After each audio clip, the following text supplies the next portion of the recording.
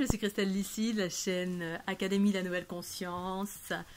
Je vais vous parler aujourd'hui de l'autonomie, l'unité et l'autonomie, un des mécanismes également, suite à une petite expérience que j'ai vécue ce matin. Alors, qui fait partie de ma vie, intégrante de ma vie depuis toujours. L'autonomie, l'unité, certains mécanismes aussi relatifs, c'est un des aspects en fait de l'unité pour moi. C'est alors apprendre à faire les choses seul autant que faire se peut amène pour moi à l'autonomie de l'être, l'unité en soi, la souveraineté en soi, la guidance, apprendre à se faire confiance. Tout ça, ce sont des process qui amènent vers l'unité en soi. L'amour de soi, la confiance en soi, quand on apprend à faire des choses seul, et que lorsqu'on parvient on réussit, la notion de réussite, nous amène à la confiance en soi. On prend de l'assurance, de la confiance. La confiance, c'est quoi? C'est l'amour de soi. On s'écoute, on se dit, ah tiens, finalement, j'y arrive, je suis forte et tout. Donc, on s'auto-congratule soi-même parce qu'on s'aime, hein, on se porte du coup un jugement, une appréciation positive sur soi. Alors, je vais vous donner des exemples. Depuis que je suis jeune, en fait, je suis quelqu'un qui aime farouchement faire les choses seul, me débrouiller par moi-même. Alors, se débrouiller par soi-même, c'est faire des actions. Alors, on peut chercher des choses à l'extérieur, bien évidemment, pour quand vraiment j'y arrive pas ou quand j'ai pas d'infos sur X choses. Ça fait partie aussi des aspects autodidactes, aller prendre l'information. Aujourd'hui, il y a des livres, il y a eu des livres jusqu'à maintenant. Maintenant, il y a Google, il y a Internet, il y a toutes sortes d'informations. Quand, par exemple, j'arrive pas par moi-même ou qu'il y a des aspects techniques d'une chose, notamment, par exemple, faire de l'électricité ou des choses comme ça, on peut s'aligner avec sa source intérieure et puis avoir des infos, mais moi, pour l'électricité, j'ai jamais vraiment fait, j'en ai fait un petit peu pour construire des lampes ou des choses comme ça. Mais alors l'exemple de ce matin, je suis allée chercher mes croissants en roller, tranquille, et puis quand je suis rentrée, j'ai ouvert mon camion pour poser mes rollers, et j'ai ouvert d'une façon un peu trop forte, j'ai pas été alignée avec moi-même, j'étais alignée avec autre chose, qui a donné un élan un peu trop fort, et ma porte de mon camion s'est coincée, la porte arrière. Alors, Christelle, Lissy, depuis toujours, en fait, face à une situation comme ça, entre guillemets, qu'on peut appeler une difficulté. Tiens, oh mince, un problème, ça marche pas, ça ferme plus. Eh bien, plutôt que d'aller chercher de l'aide immédiatement à l'extérieur, sans chercher à comprendre par moi-même comment ça fonctionne, c'est-à-dire essayer par moi-même de réparer. Donc réparer, donc face à cette situation-là, c'est réparer. Mais face à une autre situation, par exemple un conflit ou quelle que soit la situation qu'on va caractériser comme étant un écueil qu'on rencontre dans notre vie, alors ça peut être n'importe quoi, une maladie, un conflit, un problème d'argent ou n'importe quoi. On essaie de surmonter, en tout cas moi j'essaie de surmonter par moi-même, c'est-à-dire de tout mettre en œuvre. En œuvre, ça veut dire puiser dans mes capacités propres, mes ressources à moi. Alors mes ressources, c'est quoi? C'est, je vais d'abord regarder, qu'est-ce que c'est, comment ça fonctionne. Donc, je vais regarder le mécanisme, parce que j'ai des yeux, j'ai un cerveau, je peux réfléchir. J'ai regardé comment ça fonctionnait. Des fois on peut pas observer, mais là j'ai observé. Ensuite, j'ai regardé de l'autre côté comment ça fonctionnait pour savoir comment fonctionnait cette porte-là, quand elle fonctionne bien, parce que là, il y avait quelque chose qui était cassé. Donc de visu, j'ai vu qu'il y avait, en comparant avec la porte d'à côté, qui était, elle, fonctionnait bien, pouvait fermer, qu'il y avait 2 verrous qui avaient sauté, 2 vis qui avaient sauté, et qui faisaient que le mécanisme sautait. Il y avait quelque chose qui ne fonctionnait plus, qui faisait que ça ne voulait plus fermer. Donc sur le coup, j'ai compris très vite que ça allait être compliqué de réparer dans l'instant, à savoir percer des trous, mettre des vis, etc., ou voire couper, etc. Et j'avais envie de fermer ma porte tout de suite parce que j'avais envie d'aller déjeuner. Donc dans l'instant, je me suis dit, j'en ai marre, ça me saoule, allez, je vais aller couper tout avec la scie. Et je me suis un petit peu emportée, alors qu'habituellement, je suis plutôt calme dans ce genre de situation, mais j'ai été influencée par des choses extérieures. notamment, voilà. Je m'en suis rendu compte assez rapidement. Je me suis dit, tiens, c'est bizarre, je réagis pas comme d'habitude. D'habitude, face à ce genre de situation, je me pose, je suis centrée, je suis calme, je réfléchis, je respire et j'observe. Et j'écoute. Voilà. Et je trouve toujours la solution. Toujours. Même face à des situations complètement récalcitrantes où il y a des hommes qui s'en sont mêlés et qui ont voulu tout casser avec la force des biscottos. Et puis moi, voilà, en réfléchissant, en y allant en douceur, j'y arrivais tout le temps. Et nombre de fois, je suis sortie de situations comme ça, notamment par rapport à des problèmes de porte ou de véhicule, voilà, au niveau de mon camion. Bref, je me pose, qu'à un moment donné, je me rends compte que je suis pas dans mon énergie, je me dis, bon, allez, je me pose, je vais pas tout couper, j'aurais pu tout couper, puis fermer, puis voilà, puis j'aurais réparé plus tard, soit toute seule, soit via un garagiste, quand tout va revenir, on va dire, à la norme, quand ça va réouvrir. Et puis je me suis posée, je suis rentrée en moi-même, en me disant, bon, non, là, je retourne dans mon énergie, et puis au final, j'ai trouvé la solution, voilà. J'ai vu comment le mécanisme, j'ai vu tout de suite comment ça fonctionnait.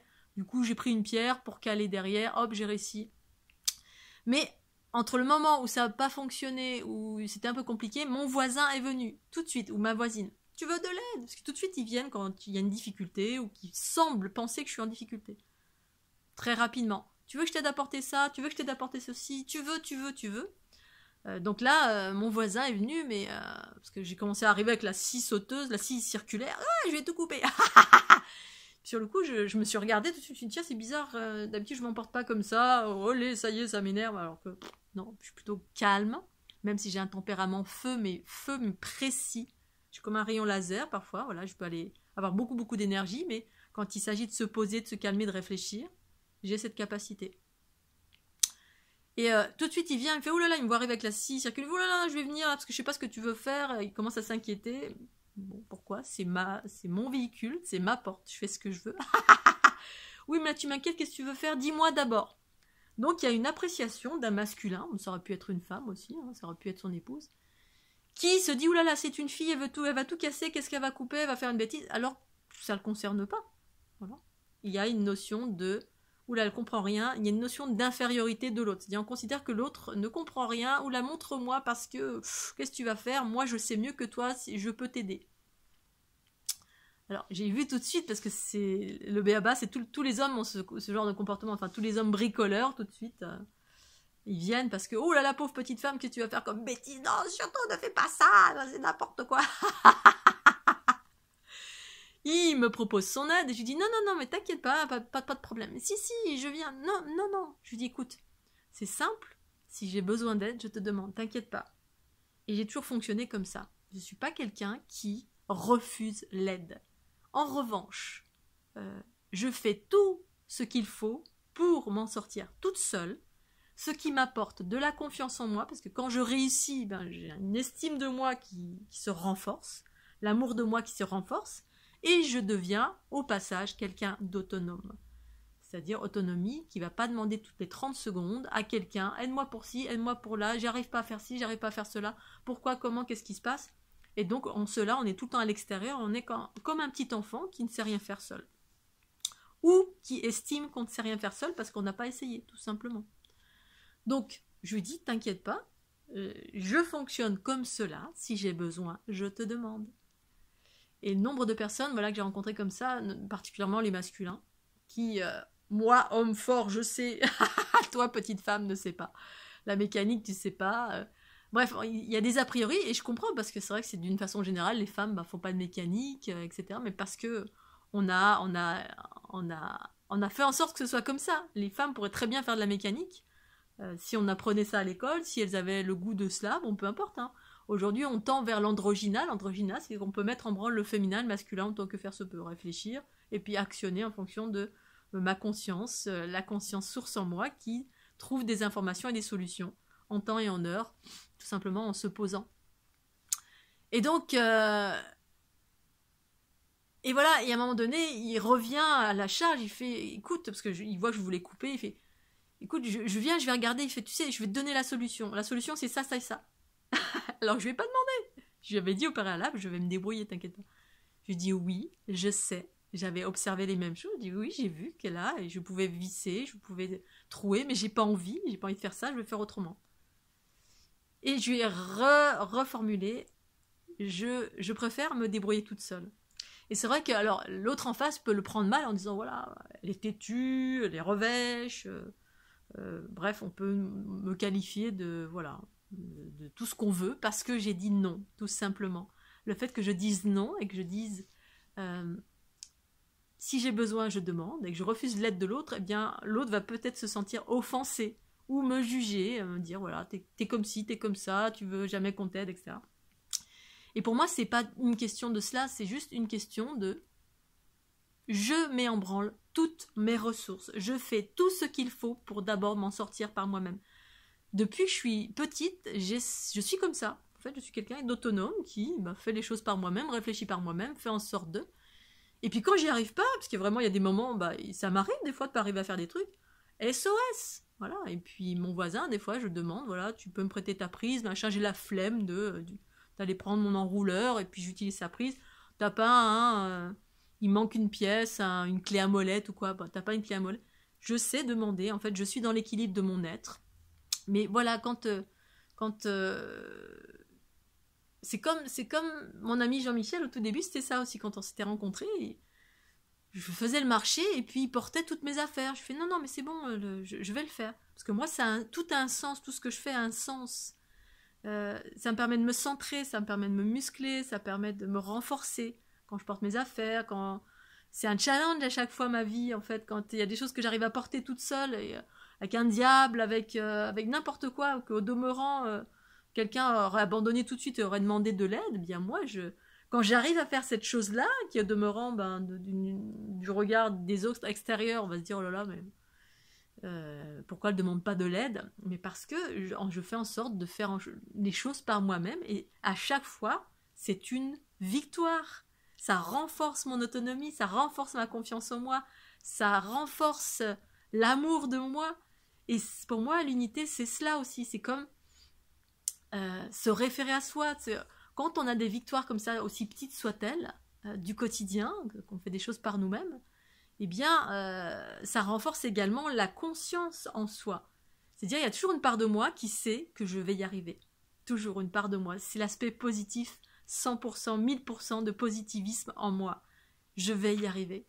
Je vais y arriver. Et donc, je mets tout en branle pour y arriver. Et si j'y arrive pas, l'aspect positif en moi va dire, j'ai essayé. Et de cela, de cette expérience, il n'y a que de l'amour. J'en retire de l'amour, mais un amour extraordinaire. Mouah. Mais et là, j'ai réussi à fermer la porte et je m'auto-congratule. Je vais m'auto-congratuler. Oh, mais qu'est-ce qu'elle est forte, cette meuf. J'y arrive, je le savais que j'y arriverais. Mais parce que j'ai essayé. J'ai mis tout en branle. Et ça renforce l'autonomie, l'unité. L'unité, c'est aussi faire confiance à la conscience. C'est la conscience en soi qui me guide, qui me dit « Vas-y, essaye, tu vas y arriver ». C'est ça la guidance en soi, c'est cet espace, cette conscience autonome. En fait, cette conscience, ces informations, ce champ d'informations universelles qui est en soi et qui détient les solutions. Mais si mon corps, mes actions ne vont pas dans ce sens, si j'abandonne tout de suite, eh bien, je renforce pas ça, cette guidance, cette confiance qui me dit, cette petite voix qui me dit, si, vas-y, tu vas, réfléchis, vas-y, mets-toi à l'écoute de l'information en moi, toutes les ressources qui sont disponibles. Donc voilà, ça c'est quelque chose en fait qui fait partie du chemin de l'autonomie pour moi. Mais c'est aussi un équilibre, voilà. Parce que l'équilibre opposé, c'est ne jamais demander d'aide. Et puis parfois, on a besoin de l'aide. Et ça, c'est aussi le pendant opposé. C'est-à-dire, on est dans l'ego, la surestime de soi. Surestime. Parce qu'on dit, si, je vais y arriver. Et puis, on est limite en train de mourir. Je vais y arriver. Il y a un cancer, là, qui est en train de se propager. Mais non, mais je vais arriver à l'enlever. Voilà, donc je parle de ma meilleure amie qui, pendant 3 ans, je lui ai dit, t'as un truc là, c'est quelque chose qui peut se transformer en cancer. J'avais une vision qui était juste par rapport à moi, parce que j'ai travaillé en dermato, parce que je savais reconnaître. Et l'ego spirituel de mon ami, il disait non, mais c'est bon, j'ai rien, je vais arriver à transcender ça. Alors parfois oui, on peut, mais parfois non. Et donc, bah, on peut, mais il faut faire des choses pour. Si on fait rien, si on se dit non, c'est pas là, bah, j'ai un truc ici, là, mais non, non, c'est bon, je vais occulter ce truc-là, c'est pas là. Il y a mille et une façons de faire. La porte de mon camion, bah, j'aurais pu me dire non, si, si, elle marche, elle marche. Et puis j'aurais pu ne rien faire, la laisser ouverte, puis me dire non, non, mais elle va se remettre toute seule. Mais j'ai actionné. C'est comme si j'ai un truc ici, là, et c'est un cancer qui démarre de la peau. Bien oui, je vais faire des cataplasmes, je vais faire des rituels, je vais mettre des choses en branle pour transcender cet aspect-là, mais dans l'aspect action, le physique, l'action, je vais actionner des choses. Si j'occulte, et je me dis non, non, tout va bien, ben non, tout va pas bien, parce qu'il y a une source, il y a une origine de ce dysfonctionnement. Là, derrière, il y a une mémoire, peut-être j'ai été brûlée dans une vie, alors là, notamment, voilà, c'était une vie cathare, il y avait des choses. Et voilà, il y a la conscience, il y a l'action, il y a l'équilibre entre ces deux espaces. Et puis l'action, la décision, le choix et la décision qu'on va prendre au moment où on se dit bah, là je peux plus, j'ai besoin d'aide. Ok, allez, je vais aller voir un dermato pour m'enlever ce truc-là parce que j'y arrive pas par moi-même. Là, je vois que ça commence à grossir. Ou l'action, là, ici, ce matin, très simplement, c'est bah ouais, j'y arrive pas, ok, là je vais demander de l'aide à mon voisin. Il m'a proposé gentiment. Voilà, c'est un des pendants de l'autonomie. J'en parle en long, en large, en travers dans mon premier livre de cette autonomie. À un moment donné, j'en parlais beaucoup à ma maman aussi. Dans le couple, c'est en permanence, c'est comme ça. Hein. Il y a toujours un qui veut aider l'autre, hein, la notion de sauveur. Ah, elle veut te sauver en permanence. C'est louable de voir aider quelqu'un. Mais c'est aussi intéressant de pouvoir lui poser la question, lui demander. Après, il y a différents types d'aides parce que moi, j'étais dans l'optique aussi, à un moment donné, vraiment d'être autonome, m'occuper de moi, et puis demander à l'autre s'il a besoin d'aide, et s'il n'a pas besoin d'aide, c'est ok. Ou si la personne me demande, c'est ok. Il y a ça à juger aussi, il y a ça à jauger.